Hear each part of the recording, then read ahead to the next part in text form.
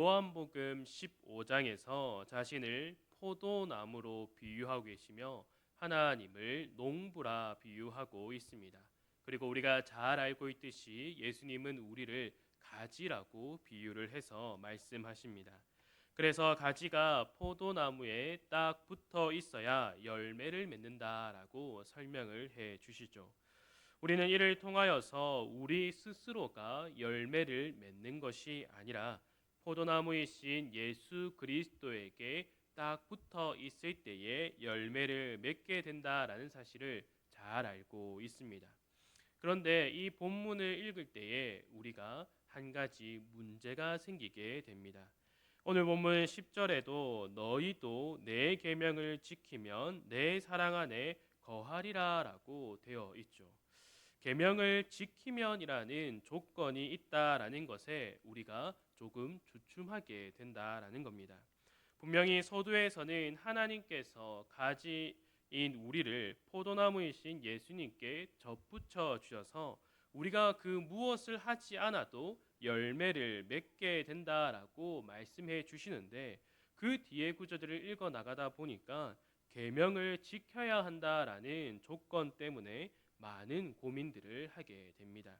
그리고 13절에도 사람이 친구를 위하여 자기 목숨을 버리면 이보다 더 큰 사랑이 없나니라고 말씀하시죠. 내 목숨을 버려서라도 친구를 사랑하는 것이 계명을 지키는 것이고, 또 그래야 예수님 안에, 그 예수님의 사랑 안에 거하게 되는가라는 생각을 하기도 합니다. 만약에 그렇다면 예수님의 사랑 안에 거하는 것이 얼마나 힘든 조건이 되겠습니까? 이와 비슷한 맥락에 있는 비유들도 있습니다. 그 중에서 마태복음 13장을 보면 우리가 잘 알고 있는 네 가지 땅에 뿌려진 씨 비유에 대해서 볼 수 있습니다. 우리가 잘 알고 있듯이 어떤 땅들이 나오고 있습니까? 길가와 또 돌밭, 가시떨기밭, 좋은 땅이 나오고 있습니다. 이 네 가지 땅에 씨를 뿌리는 자가 와서 씨를 뿌리게 됩니다. 그 결과 길가에 떨어진 씨는 새가 와서 먹고, 또 돌밭에 떨어진 씨는 어떻게 됩니까? 싹은 나오지만 뿌리가 돌 위에 있으니 마르게 된다라고 말씀하십니다. 그리고 가시떨기 위에 떨어진 씨는 뿌리는 내리지만 주변에 있는 그 가시떨기들 때문에 영양분을 잘 흡수하지 못해서 그 씨앗이 결국에는 잘 자라지 못한다라고 말을 합니다. 마지막 좋은 땅에 떨어진 씨는 어떤 것은 100배, 어떤 것은 60배, 또 어떤 것은 30배의 결실을 맺는다라고 말씀해 주시죠. 예수님의 이 비유를 들으면 누구나 좋은 땅이 되고 싶어 할 겁니다. 그래서 우리에게 드는 생각이 있습니다. 그러면 좋은 밭이 되려면 어떻게 해야 합니까? 라는 질문이 이어서 나오게 되는 것이죠. 우리가 어떻게 해야 좋은 밭이 될 수 있을까에 우리가 집중하게 됩니다. 그런데 뒤에 나오는 예수님의 이 비유에 대한 설명에는 어떻게 해야 좋은 밭이 되어야 하는지에 대해서 말씀해 주시지 않습니다. 제자들이 예수님께 나아가서 예수님 왜 우리들에게 비유로 말씀해 주십니까? 라고 질문을 하고 그 비유에 대해서 설명을 해 달라고 합니다. 그에 대한 설명이 11절부터 나오고 있습니다. 제가 한번 읽어 드리도록 하겠습니다. 11절부터 17절까지의 말씀입니다. 대답하여 이르되 천국의 비밀을 아는 것이 너희에게는 허락되었으나 그들에게는 아니 되었나니 무릇 있는 자는 받아 넉넉하게 되되 없는 자는 그 있는 것도 빼앗기리라. 그러므로 내가 그들에게 비유로 말하는 것은 그들이 보아도 보지 못하며 들어도 듣지 못하며 깨닫지 못함이니라. 이사야의 예언이 그들에게 이루어졌으니 일러스되 너희가 듣기는 들어도 깨닫지 못할 것이요 보기는 보아도 알지 못하리라. 이 백성들의 마음이 완악하여져서 그 귀는 듣기에 둔하고 눈은 감았으니 이는 눈으로 보고 귀로 듣고 마음으로 깨달아 돌이켜 내게 고침을 받을까 두려워함이라 하였느니라. 그러나 너희 눈은 봄으로 너희 귀는 들음으로 복이 있도다. 내가 진실로 너희에게 이르노니 많은 선지자와 의인이 너희가 보는 것들을 보고자 하여도 보지 못하였고 너희가 듣는 것을 듣고자 하여도 듣지 못하였느니라. 아멘. 예수님께서 풀이해 주시는 이 네 가지 땅에 뿌려진 씨에 대한 비유의 그 이 설명의 핵심이 무엇이겠습니까? 천국의 비밀을 아는 것이 너희에게는 허락되었으나 그들에게는 아니 되었나니 바로 이것이 핵심이 된다라는 것입니다. 그리고 천국의 비밀을 아는 것이 허락된 이들은 눈으로 보고 귀로 들음으로써 복이 있는 자들이다라고 예수님께서 말씀해 주십니다.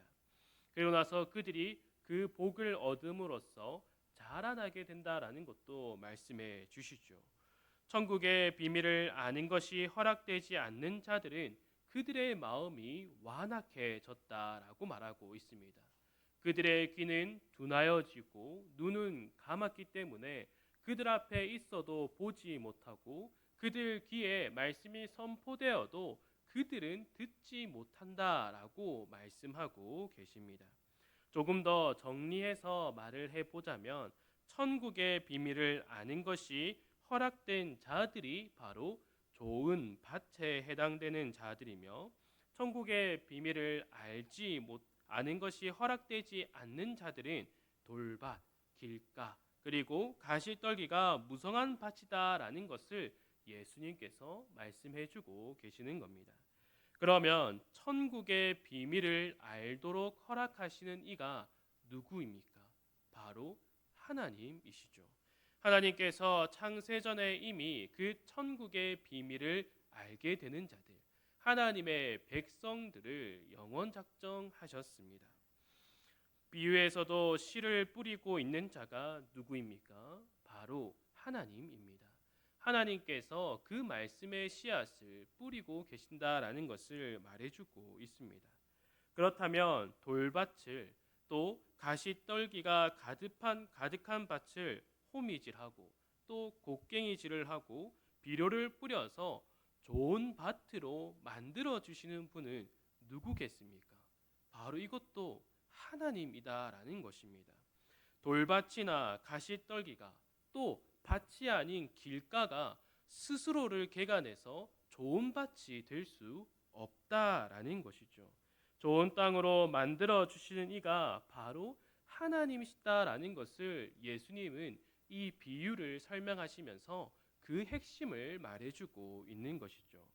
예수님께서 해주시는 이 비유의 설명은 하나님께서 택하신 자들은 하나님의 말씀을 듣고 또 말씀이 육신이 되어 오신 그 예수 그리스도를 보게 되며 예수님께서 참된 메시아임을 깨닫게 되는 좋은 밭이 된다라는 것을 말씀해주고 있는 것입니다. 그렇기에 예수님의 비유의 핵심은 좋은 밭이 되도록 노력해라 이것이 아니라 하나님께서 좋은 밭으로 만드신 이들은 반드시 그 씨가 뿌리를 내리고 그 씨로 인하여서 많은 결실을 맺게 될 것이다라는 것을 알려주고 계십니다. 이 일을 오늘 본문에 적용해서 살펴본다면 어떻게 되겠습니까? 우리의 입장에서 무엇을 해야 한다라는 것에 초점을 두는 것이 아니라 하나님과 또 예수님께서 우리를 향하여서 무엇을 행하셨는가 이것에 우리가 초점을 두고 오늘 본문을 봐야 한다라는 것입니다. 오늘 본문을 다시 돌아와서 9절을 보면 예수님은 이렇게 말씀을 시작하고 계십니다. 아버지께서 나를 사랑하신 것 같이 나도 너희를 사랑하였으니 나의 사랑 안에 거하라라고 말씀하고 계십니다. 하나님은 독생자이신 예수 그리스도를 사랑하셨고 또 독생자 예수님은 우리를 사랑하셨다라고 말씀하고 계십니다.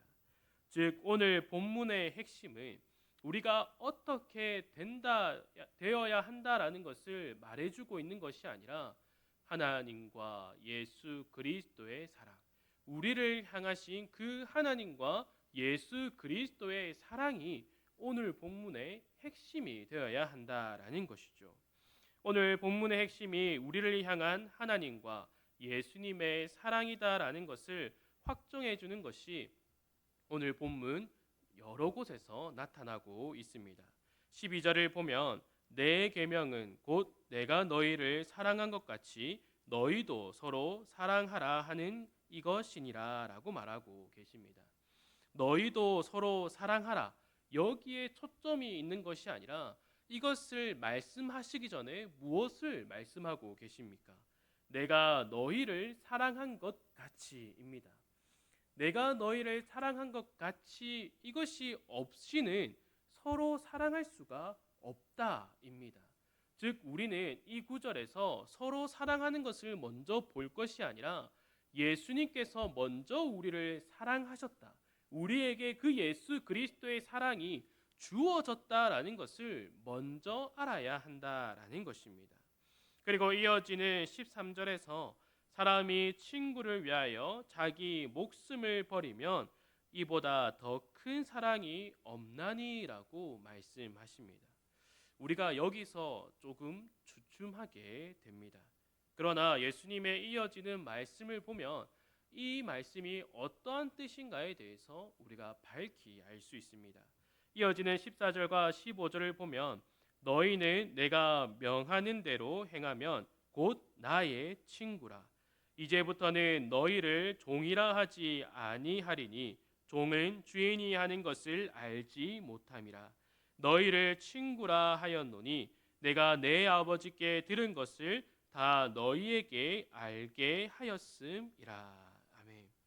예수님께서 우리를 향하여서 무엇이다라고 부르고 계십니까? 너희를 이제는 종이 아니라 친구로 부르겠다라고 말씀하십니다. 앞서 13절에서 예수님께서 무엇을 말씀하셨습니까?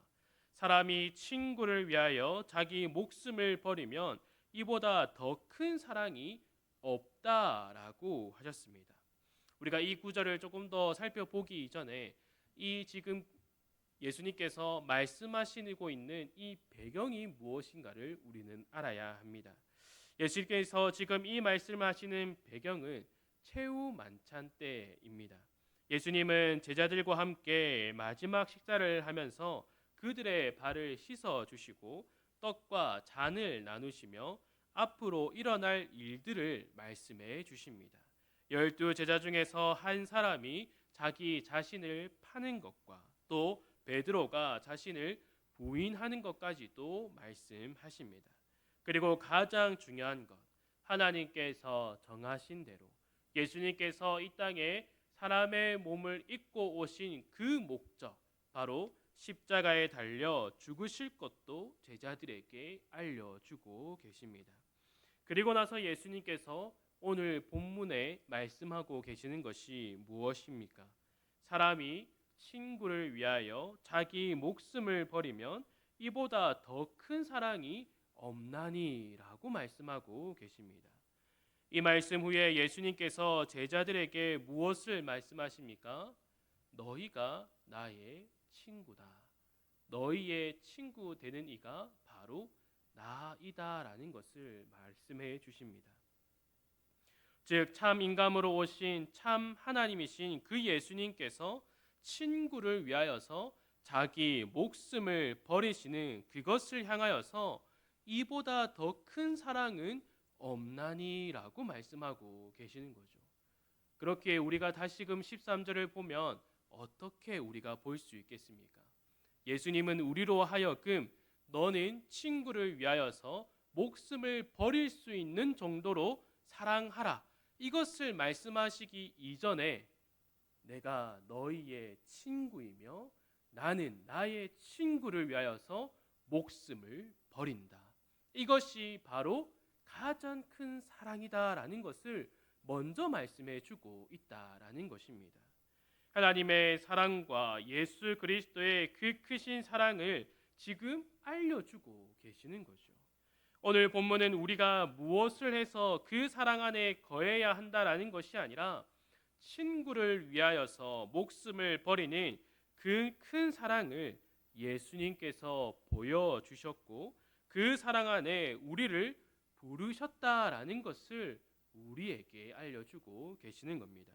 그래서 예수님은 이어지는 16절에서 이렇게 말씀하십니다. 너희가 나를 택한 것이 아니요 내가 너희를 택하여 세웠나니 이는 너희로 가서 열매를 맺게 하고도 너희 열매가 항상 있게 하여 내 이름으로 아버지께 무엇을 구하든지 다 받게 하려 함이라. 이러한 복이 바로 예수 그리스도로부터 우리에게 주어졌다라는 사실을 알려주고 있습니다. 그러면 우리가 맺는 결실이 무엇이겠습니까? 바로 하나님 앞에 엎드려 기도할 때 하나님께서 우리의 기도를 들으시고 응답하여 주시는 그 모든 것들이 우리가 맺게 되는 결실임을 말해주고 있는 것이죠. 그렇게 우리는 이 진리에서부터 시작해야 합니다. 우리를 향하신 하나님과 예수 그리스도의 사랑이 우리에게 먼저 주어졌다라는 이 진리에서 먼저 시작해야 한다라는 것이죠. 그리고 이 진리에서 그 사랑을 누려야 하며 이 진리 위에 굳게 서 있어야 한다라는 것을 우리는 분명하게 깨달아야 합니다. 그리고 열매 맺게 하시는 그리스도와 하나님과 성령 하나님께 감사와 찬송으로 영광을 돌려야 한다라는 것입니다. 우리가 예배를 잘 드리고 기도를 많이 하고 또한 다른 어떠한 것으로 인하여서 열매 맺는 것이 아니라 기도와 예배와 또한 다른 모든 것들이 열매로서 맺어지는 삶을 살아가야 한다라는 것을 우리가 분명하게 깨달아야 한다라는 것이죠. 주 안에서 사랑하는 성도 여러분, 우리를 향한 예수 그리스도의 사랑을 다시금 확인하시기를 바랍니다. 우리를 향한 예수 그리스도의 그 크신 사랑 안에서 첫사랑을 회복하시기를 바랍니다. 그 사랑을 회복하여서 참된 기쁨과 즐거움이 넘쳐나며 또한 그 사랑을 한 몸으로 불러주신 교회 안에서 성도들에게 그리고 삶의 모든 영역에서 그 사랑을 나타내는 삶을 살아가는 우리 모든 성도들이 되기를 간절히 소망합니다. 함께 기도하도록 하겠습니다.